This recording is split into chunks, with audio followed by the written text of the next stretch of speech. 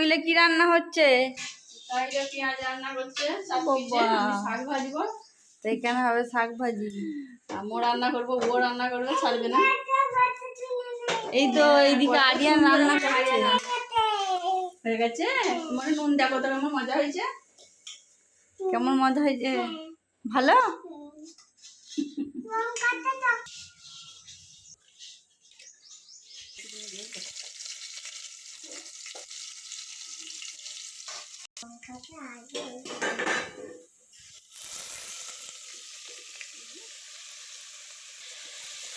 শাক খাবে তো?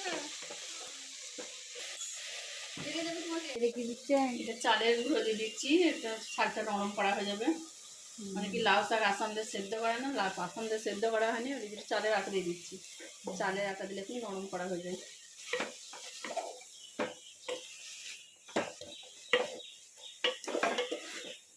মা জানে দুপুরে আজকে কি কি মেনু হয়েছে? আজকে তো আবার লোক খাবে, 3টে লোক খাবে আজকে।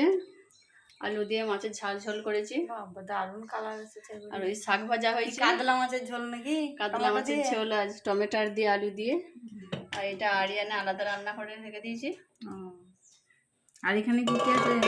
ওইখানে তোমার একটু সে খাসির মাংসটা রয়েছে, এই যে সেই কালার কি রেঁধেছে কি জানি, দারুণ রেঁধেছে। মা জানে ওই দারুণ হয়েছে ঝোলটা। খাসির ঝোলকেও ফেল করে দেবে যে কালারটা যা এসেছে। খাসির মাংস মনে করে খেয়ে নেবে। সেটাই তো।